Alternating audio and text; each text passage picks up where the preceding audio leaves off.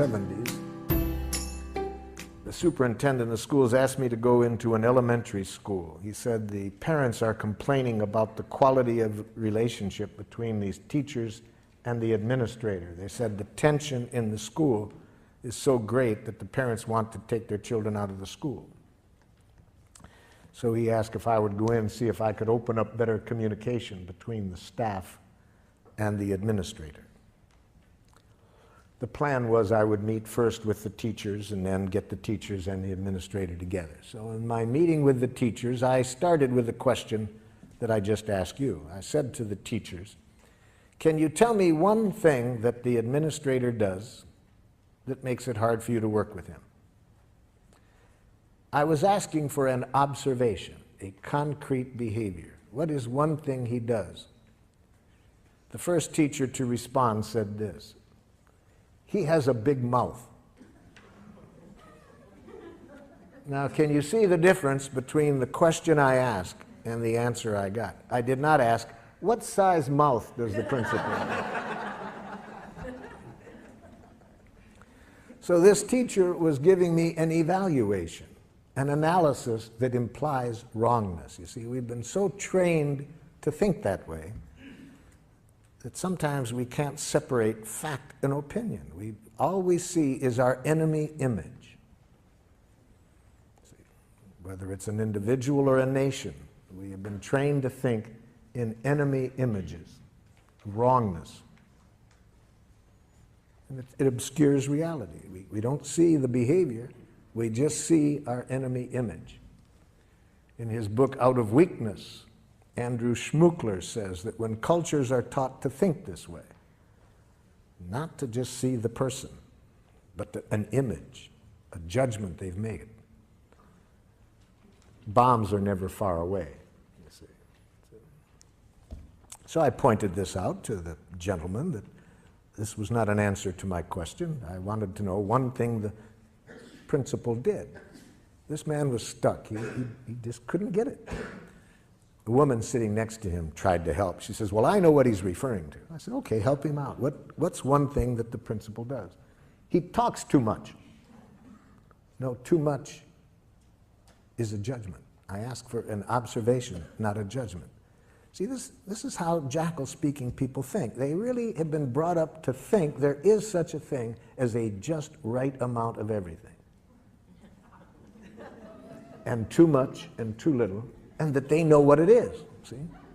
So they think that way. It doesn't make resolving conflicts too easy with them when people have an idea that there's a right and a too much and a too little, and they know what it is. And especially when they mix it up with an observation. I was just asking, what does the person do? And again, for the second time, this person couldn't see the behavior separate from the judgment. A third person tried to help. Well, I know what they're talking about. Okay, what? He thinks he's the only one that has anything worth saying. No, telling me what you think he thinks is an evaluation you're making of what you think is going on in his head. I was asking for what does he do? A fourth woman said, he wants to be the center of attention all the time. I said, now you're giving me a judgment or a diagnosis of his motives. Even if it's accurate, it's a diagnosis of his motives. It's not an observable behavior. My question was, what does he do? Now the entire faculty sits there quiet. Nobody can answer the question. And one of the women said to me, boy, Marshall, that's hard to do. Yes. In fact, the philosopher Krishnamurti says that to observe without evaluating is the highest form of human intelligence, you see. So those of us who have been taught to think in these enemy images, immediately to think right, wrong, good, bad, normal, abnormal, appropriate, inappropriate, to this, to that, we can't see reality. All we see is our enemy images.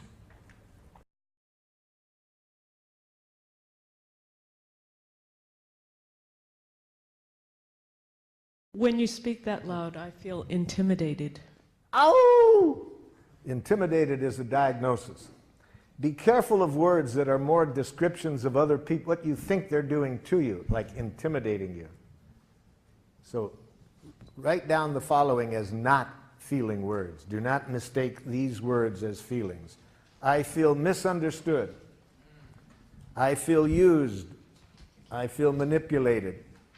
I feel judged. I feel criticized. I feel ignored. For example, aren't there times when you think somebody's ignoring you? Don't you feel relieved? And at other times, don't you feel angry? You see, so words like that really say very little about what's alive in you. They say much more about how you are interpreting the other person's behavior. And above all, never mistake the word rejected as a feeling. I feel rejected. No, no. If we want to use nonviolent communication, we want to be sure that we do not use the feeling in a violent way, because feelings can either connect us at the heart or they can contribute to more division and violence. So we certainly do not want to ever express our feelings in this way. I feel as I do because you. Okay? We never want to express our feelings this way. You make me feel. Now that will be a hard habit to get away from, because in a jackal culture, feelings are very instrumental to using guilt as a way of manipulating people. See, the way to manipulate people is if you can convince them that they make you feel as you do, then they should feel guilty and change, you see. So it's another form of this violent game. So, for example, if you are a parent and you want to use feelings in a violent way rather than a connecting way, you would express it this way. It really hurts me when you don't clean up your room. Okay?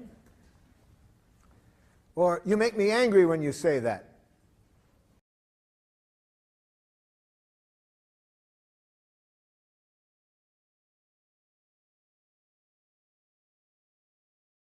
Watch what happens when a giraffe and a jackal get together on this love. See, this is...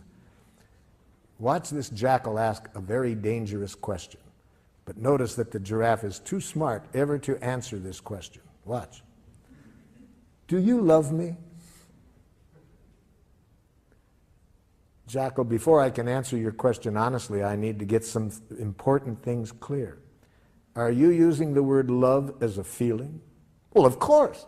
Okay, well, I needed to get that clear. So you mean, am I feeling certain warm, cuddly, tender feelings toward you? Yes. Okay, I needed to get this clear, because see, we giraffes do not use the word love as a feeling. It's much too important to us to get it confused with a feeling. It's a need for us. But since you use it as a feeling, okay, I'm glad to know that.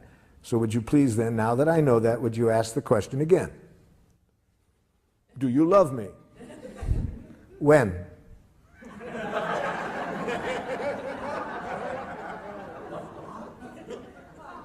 When? Well, I want to be honest. I can see how important this is to you, but how can I be honest with you about what I feel toward you without reference to a specific moment? Feelings change every few seconds. Life is changing. Feelings are part of life, so I'd have to know a specific time and place to ever answer your question of how I feel. What about right now? No.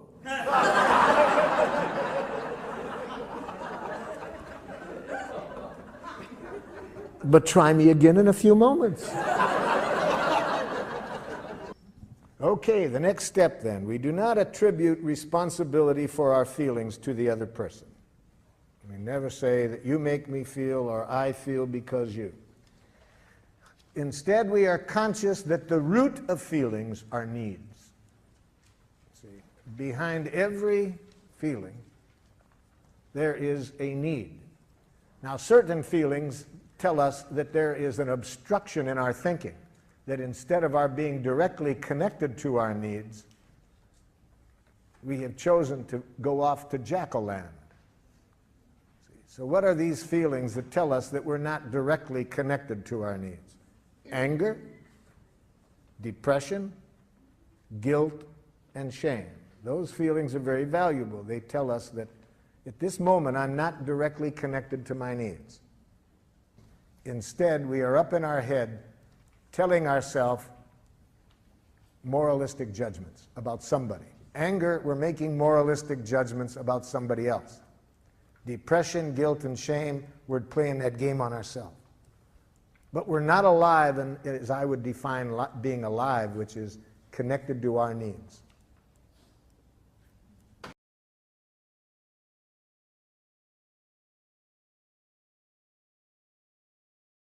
Needs contain no reference to specific ways of getting the needs met. Those are preferences, or strategies, or requests. So we make a big difference between needs and between preferences, requests, strategies.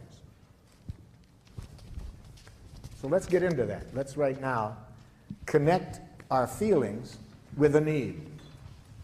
Let's not go up to our head and think about the other person. Let's go into our heart and connect our feeling with our need, because needs give us the most power with people. See, giraffe is based on a power model, power with people. It increases our power with them in the sense that it increases people's willing giving to us, to enjoy giving to us. That's power with people. We have been trained in a power over model, the use of punishment and reward. That's power over people.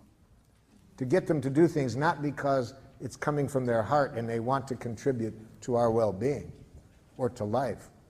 No, they want to avoid punishment or get a reward. So we want to increase power with people.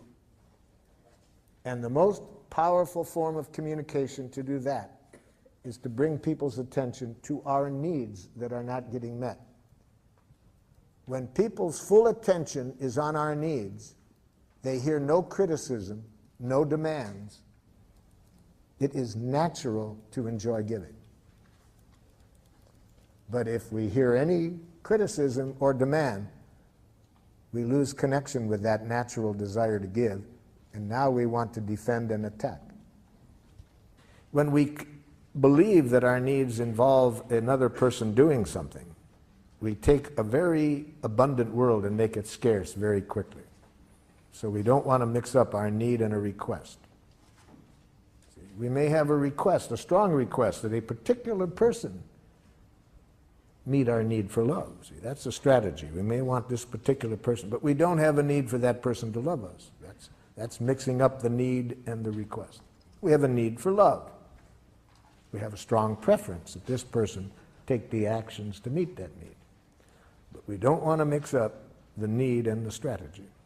All human beings have the same needs. What differs immensely is the strategies that we have been educated in for meeting the needs. Different cultures educate people to meet the needs in a different way, but the needs are the same.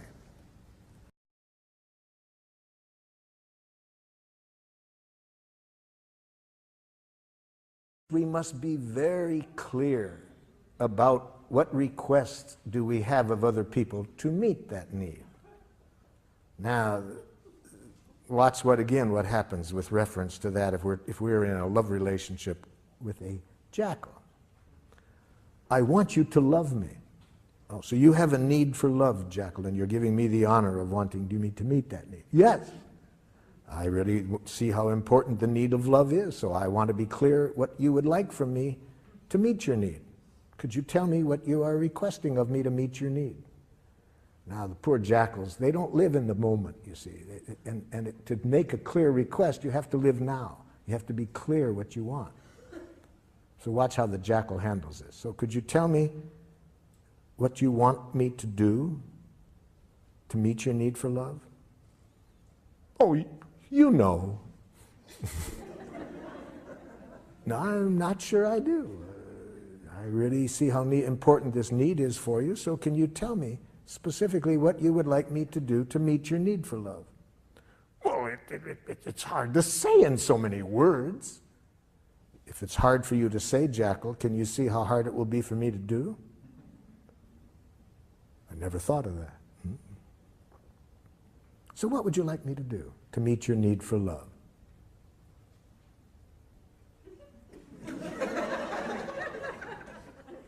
It's embarrassing to get clear. Yes, it is, because much of our oppression in close relationships comes from saying to people, I want you to respect me, I want you to love me, I want you to understand me, without our being real clear what we want when we say that. So what are you wanting, Jackal, when you say you want me to love you? I want you to guess what I want before I even know what it is. And I want you always to be willing to do it. Thank you for defining it that way, Jackal. Would you please find someone else to meet your need for love? And a clear request defined in Giraffe is, first, it's a positive action. We say what we do want, not what we don't want. So a woman gave me a very good example of what happens when you say what you don't want. In a workshop, she said, you've really helped me understand what happened recently, Marshall. I said to my husband, I don't want you spending so much time at work. And then I got furious with him when he signed up for a golf tournament.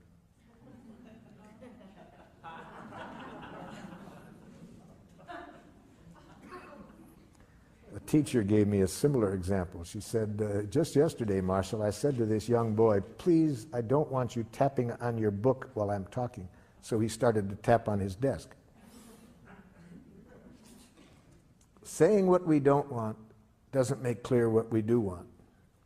But worse than that, if we frame our objectives in getting rid of something, it leads to violence very often. It makes violence seem attractive when we try to get rid of something. For example, I was working with some teachers in a school in Rockford, Illinois. Their observable behavior they wanted to work on is, on the average, every 3 months, 38 broken windows in the school. So we got down to the request. I said, what do you want different from the students?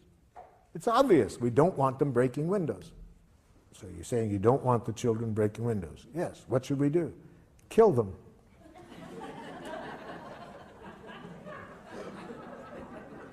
Research has demonstrated dead children break no windows.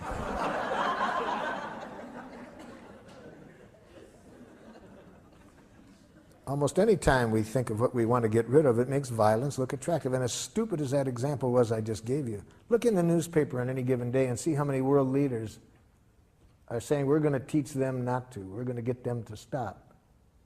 And they think violence is going to, see, it always makes violence seem attractive to. It's only, as I said earlier, when we get two questions clear. What do we want people to do? And what do we want their reasons to be for doing it? Then I think we'll see violence never works. Okay, so we want to say what we want to say in the positive. What do we want the other person to do? What do we want them to start doing differently? And second, that it needs to be clear action language. So we can't do what this one wife did with her husband who came to a workshop with him. She said, I want you to listen to me when I talk. He said, I do listen. No, you don't. Yes, I do. No, you don't. They told me they'd had this same conversation for 11 years. The problem is with the word listen. See, what does that? We can use the word listen as a need. I have a need to be listened to. But when we move to request, we need to speak action language. What specific action do we want this person to take? We can't use the verb to be. I want you to be more friendly. Not doable. We can't use feeling language. I want you to feel confidence in yourself. That's not doable. So we need to be able to make very concrete requests. And if you were a giraffe, you would give that to the person with a little card that said, but please do as I requested, only if you can do so with the joy of a little child feeding a hungry duck. Please do not do as I request if there is any fear of punishment motivating you. Please do not do as I request out of a hope for reward or that I will like you if you do. Please do not do as I request out of guilt, shame, duty, obligation. Life is too short to do anything for anybody out of that. So what I'm getting at is when we do make a request, we want it to be sure that the person trusts it's a request and not a demand. So how do we know You can only tell whether it's a request or a demand by how I treat you if you don't do it. That's what tells people whether we are making requests or demands. What is their memory of how we act when we don't get what we want? If people have in their memory any punishment on our part in the past when they don't do what we want, any blame, it will now be hard for them to trust that we are making a request and not a demand. It will take the joy out of giving to us.